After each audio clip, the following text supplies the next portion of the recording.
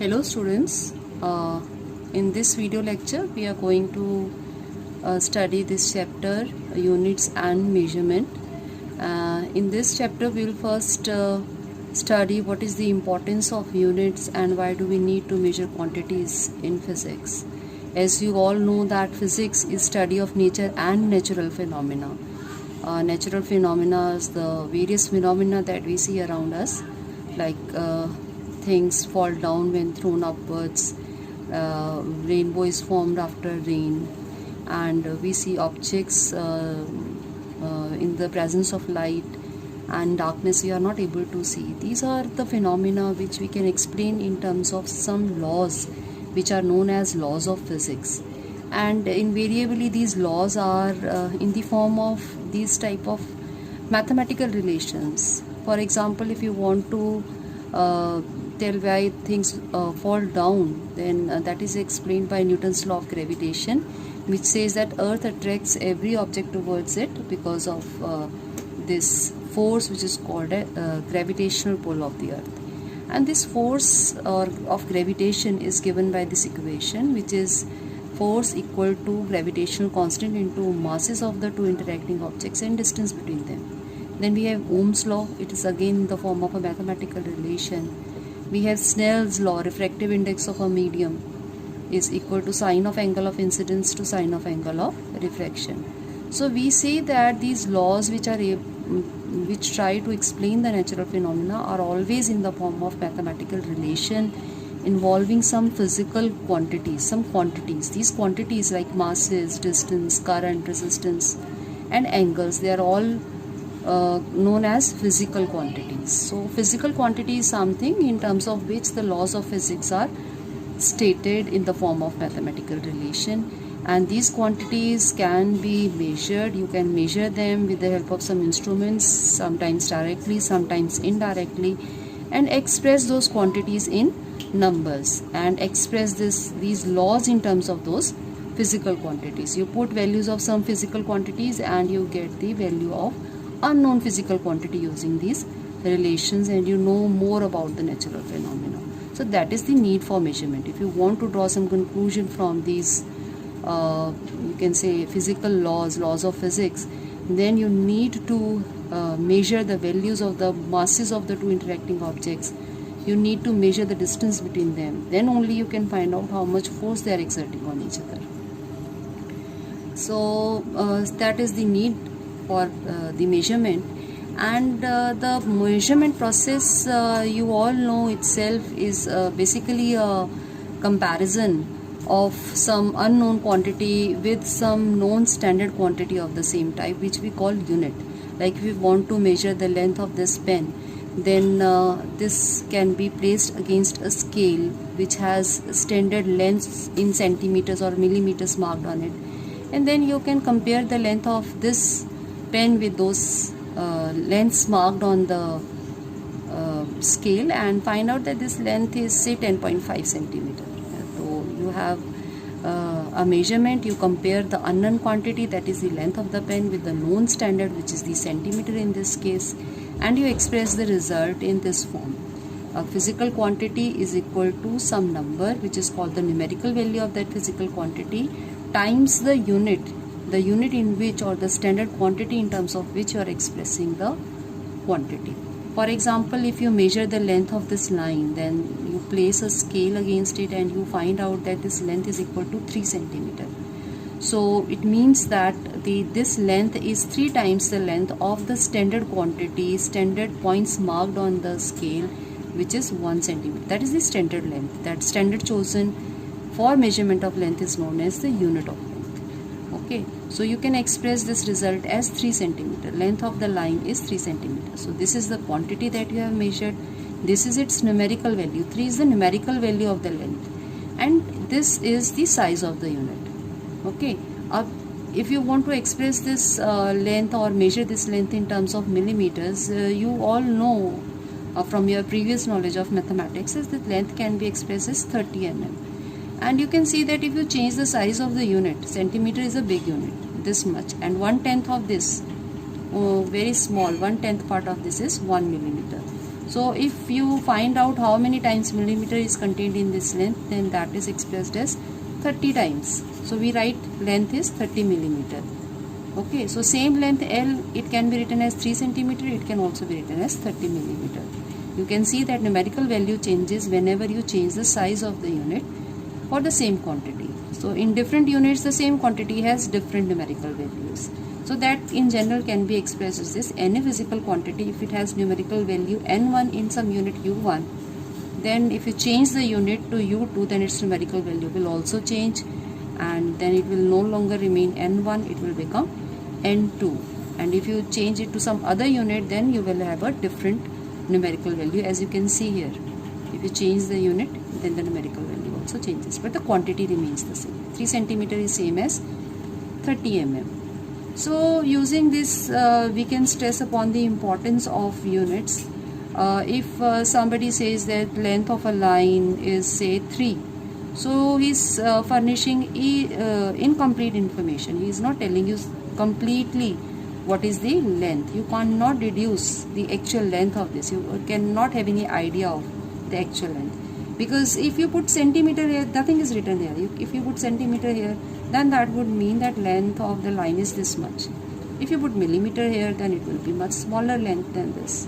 If you put kilometer here, then that length would be so large that you cannot draw that on the page. So say if you don't write the unit, you have no complete information about that physical quantity, which in this case happens to be length. Similarly, if you have some mass, say it is in grams, it is having numerical value 15. If you change the unit and use a bigger unit, you get a smaller numerical value of the same quantity. 15 grams is same as 0.015 kg.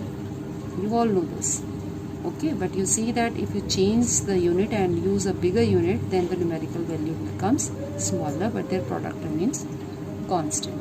And if you don't write this unit, then numerical value itself cannot completely tell you what the size of that physical quantity is. That is the importance of units. And as a student of physics, you should give due importance to it. You should write the units whenever you're doing some numericals, because if you don't write, then you are not having complete information about that quantity. Now let us discuss what a unit is. Unit is a standard quantity of same type. If you want to say measure the length, then the unit of length will be a standard length. Okay, if you want to measure time, then the unit of time will be a standard or a fixed quantity of time. So a unit of a physical quantity is a standard quantity of the same type. If you want to measure time, then quantity would be time only, standard quantity. Okay, in terms of which result of measurement can be expressed. So you need to have that standard quantity in terms of which you can measure the quantity and write the result of the measurement. It should be of the same type as the quantity to be measured. Some examples of units are, if you have a physical quantity, say mass, for measuring mass you can use kg, you can use gram, you can express the result as pound, in terms of pound, and so on. For length, there are various units that we can use. We can use meter, centimeter, foot, or inch, whichever is convenient for us. Similarly, for time, we can use second, day, hour, or minute. And there are some other units like meter square, kg per cubic meter. For say density, this is for area. For speed, we have meter per second. For acceleration, meter per second square, and so on. Now, if you look at these units of various physical quantities, you will see that in physics, as we all know, we have numerous physical quantities. There's no limit to that, and each physical quantity has its own unit. And broadly, these units are, you can see, they are of two types. Like unit of mass, it is only unit of mass, no other unit is involved here.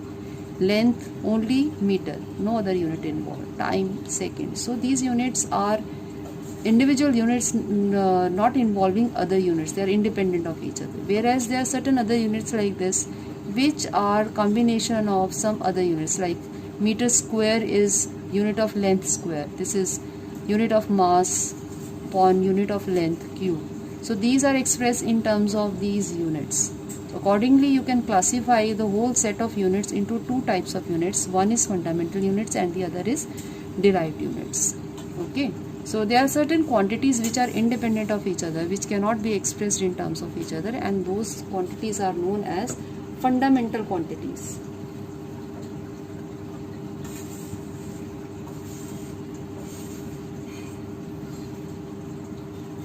Like mass, length and time. These are fundamental quantities. You can't write mass in terms of length or time. You can't write length in terms of mass or time. You cannot write any expression which relates time with mass and length. So these are independent of each other. They are called fundamental quantities, and their units are known as fundamental units. You cannot write kg in terms of unit of length or unit of time, and so on. Whereas there are certain physical quantities which you can derive or you can write in terms of fundamental quantities, and those quantities are known as derived quantities. Like you can write velocity as displacement upon time. This is, you can write speed. Speed can be written as the ratio of distance covered upon time taken to cover that distance. So the unit of speed can be written in terms of unit of distance upon unit of time. So its unit will be derived from the unit of length and unit of time. That unit will be called a derived unit. Area is derived. It's a derived quantity. It can be written in terms of lengths. Density can be written as mass upon volume, so its unit will be kg per cubic meter. Its unit can be written in terms of fundamental units. Momentum is mass into velocity, and mass as unit kg, velocity has distance upon time meter per second, so its unit is kg meter per second. Okay, so we have fundamental units which are independent of each other, which cannot be written in terms of each other. We have derived units which can be written in terms of fundamental units, which can be derived from fundamental units. Okay, so there are certain other examples. These are fundamental quantities: mass, length and time, and these are derived quantities. These are just examples of derived quantities: velocity, area, volume. We are talking just about mechanics. We have other branches of physics in which you use some more fundamental units, but if in mechanics there are just 3 fundamental units. So if you have a given set of fundamental units, say for mass you choose kg, for length you choose meter, for time you choose seconds, then the derived quantities of velocity, area, volume and momentum, they will have units. For velocity we have meter per second, area is meter square, volume is meter cube and momentum is kg meter per second. So you have a whole set of derived quantities. But if you choose some other fundamental units, means instead of kg meter second you use units which are other than these, like gram for mass, centimeter for length and second for time, then velocity, instead of being expressed as meter per second, it will be expressed in terms of centimeter per second. Area will be centimeter square, volume will be centimeter cube and momentum will be gram centimeter per second in terms of this.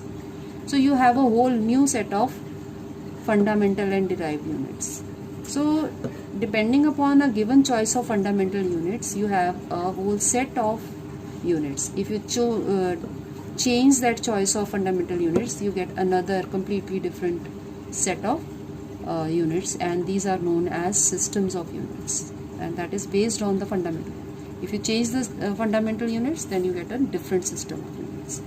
Now in physics we generally use these 4 systems of units. These are CGS system, MKS system, FPS system and SI system of units. In CGS system, the base units or fundamental units are centimeter, gram and second for length, mass and time respectively, whereas MKS system is based on meter, kilogram and second as the fundamental units. FPS system on the other hand is based on foot, pound and second as the unit of length, mass and time. Now 4th one is SI system of units. It's the internationally accepted and most widely used and mostly preferred by scientists all over the world to express the result of their measurements. This is the most comprehensive, and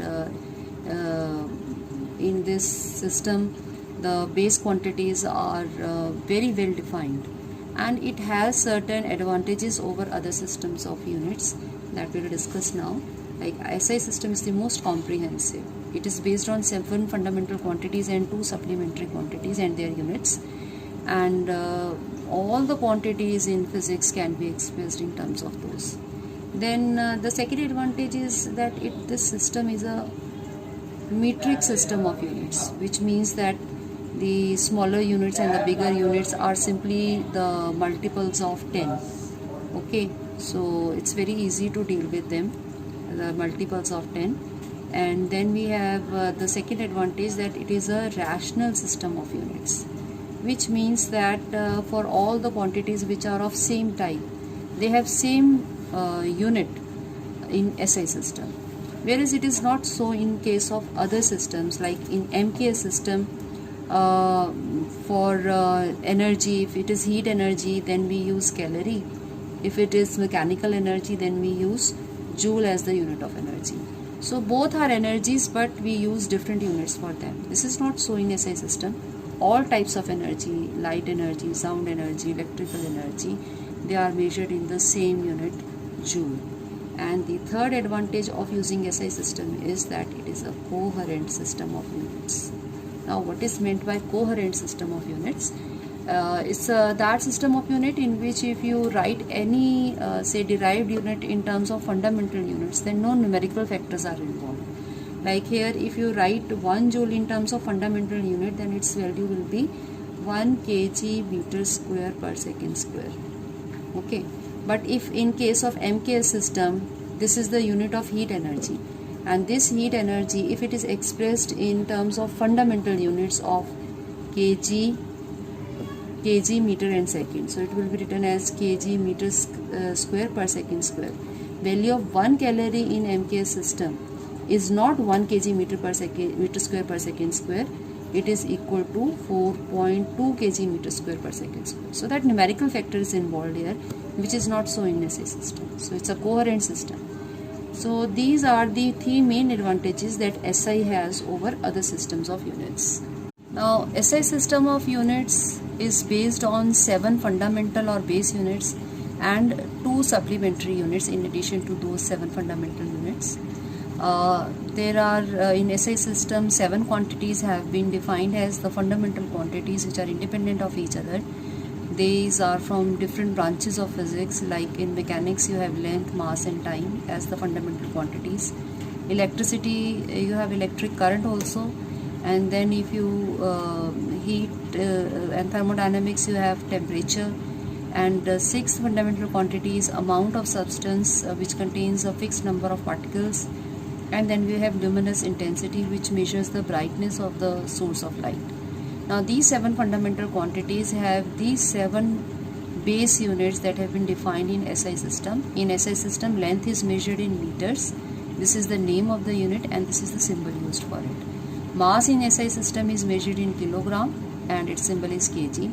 Time in SI system is measured in seconds and is its symbol is S. Now the students generally have this tendency of writing the symbol of second as SEC, which is a wrong practice, because the symbol that has been assigned for second is just S and not SEC. Now electric current has SI unit, which is ampere, and its symbol is A. Now if you are writing the full name of the this unit, then the unit's name should start with a small letter, but if you are just writing its symbol, then it is capital A. And then we have temperature, and its the name of its SI unit is Kelvin and its symbol is K. Amount of substance is a fixed amount which contains a fixed number of particles, elementary particles generally, and that is 1 mole. You know that 1 mole is the quantity which contains 6.023 to 10 raised to the power 23 particles. You have to mention which particles you are representing, whether these are the atoms or molecules or electrons or ions and so on. So number is fixed, but the type of particle you have to mention. Luminous intensity is measured in the SI unit candela, which is expressed as CD, whose symbol is CD. In addition to these 7 base units, we have 2 supplementary units in SI system. One is plane angle, which is the angle subtended in a plane by an arc. If you have an arc and you join the end points of the arc to the center of that arc, you know that this arc is part of a big circle. and if this is the center of the circle and you join the endpoints, then there is certain angle which is made between these two radii. This is called the angle subtended by the arc, and in SI system that angle is defined as the ratio of the length of the arc to the radius of the arc. And you can see that this is the ratio of two like quantities, unit of length upon unit of length. So it will not have any dimensions, whereas it has some unit, and that unit in SI system is radian, and 1 radian would be equal to an angle subtended by an arc whose length is same as radius of the arc. The unit of the plane angle has this abbreviation RAD. Now solid angle is the angle subtended by a surface at the center. If suppose you have a small part of a small area of a big sphere here, and this small area surface has area, say ds. D means very small and S means surface area. So if this surface has a very small area ds, then this surface will make a type of cone here at the center, and the angle subtended by this surface at the center will be defined as the ratio of the area of the surface to the square of the radius of that surface, and its unit in SI system is steradian and its symbol is SR. Whereas these two quantities have units, plane angle and solid angle, but they are dimensionless. They will not have any dimensions. In addition to these 7 fundamental units, there are some other practical units of some quantities which have been retained because they are so commonly used and are in practice, so they cannot be done away with. For example, for time we still use minute, hour and day and year. For angles we use degree instead of radian in day-to-day life and in science and maths also. For volume instead of cubic meter, which is SI unit of volume, we use liter. Ton is still being used as the unit of mass, and so on.